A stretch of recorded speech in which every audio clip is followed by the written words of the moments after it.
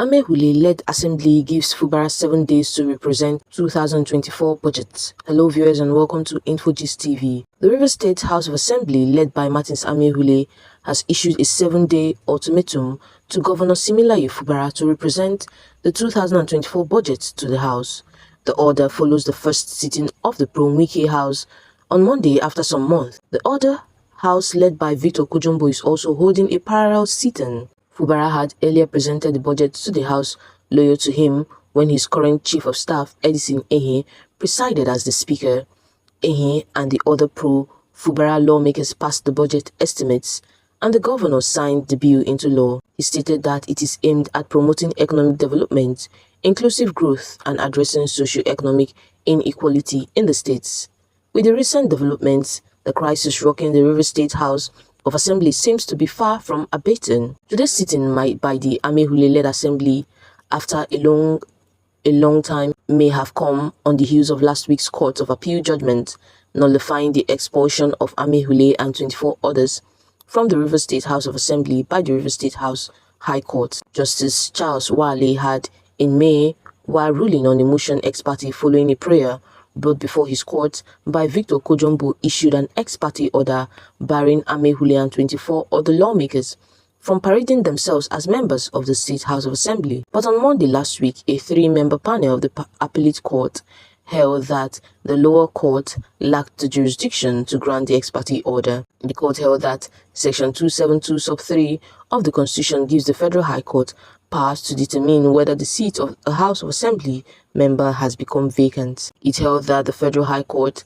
has the exclusive jurisdiction to determine if the seats have become vacant. Now, according to the court, the express mention of the Federal High Court in Section 272 sub 3 of the Constitution automatically excludes all state high courts from having the jurisdiction.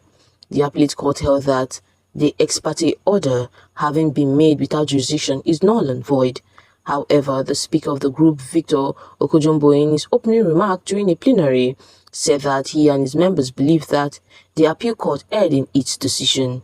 We strongly believe that the Court of Appeal was in error when it held that the River State High Court lacked the jurisdiction to hear and determine suit number PHC/1512/CS/2024, he said. He further stated that accordingly, we have instructed our lawyers and they have filed an appeal to the Supreme Court of Nigeria challenging the judgment of the Court of Appeal delivered on the 4th day of July 2024. We should recall that Martins Amehule, the Speaker of the House, made a press briefing in Port Harcourt, Rivers State.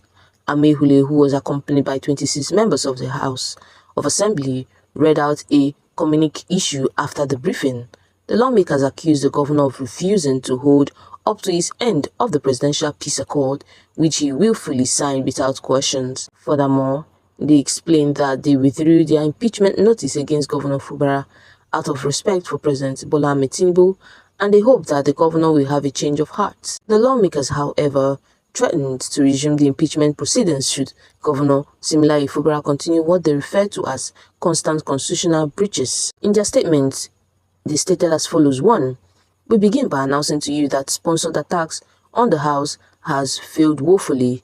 Enemies of the people and those who cannot withstand the principles of the rule of law, as well as checks and balances in our nascent democracy, in their frustration, started with the burning and later demolition of the hallowed chamber. Their plan is to eliminate the legislature that is pushing for the independence granted her by the Constitution, since they cannot exercise undue control over her. We survived these attacks. Their new strategy is to use another arm of government, lobbyists, attack dogs, and the mainstream and social media to bring the House to disrepute and consummate their agenda. In this regard, various individuals, groups, media, mercenaries have been recruited to actualize their objectives. The former River State PDP Presidential Campaign Council, in a press conference, we should recall, on the 26th of March 2024, signed by Dr. Abiye Sekibo. This group inferred that the House is an illegal and unconstitutional assembly. Others in this group are the likes of Right Honorable Austin Opara, Senator Lee Meba, and Prince Uche Secondus.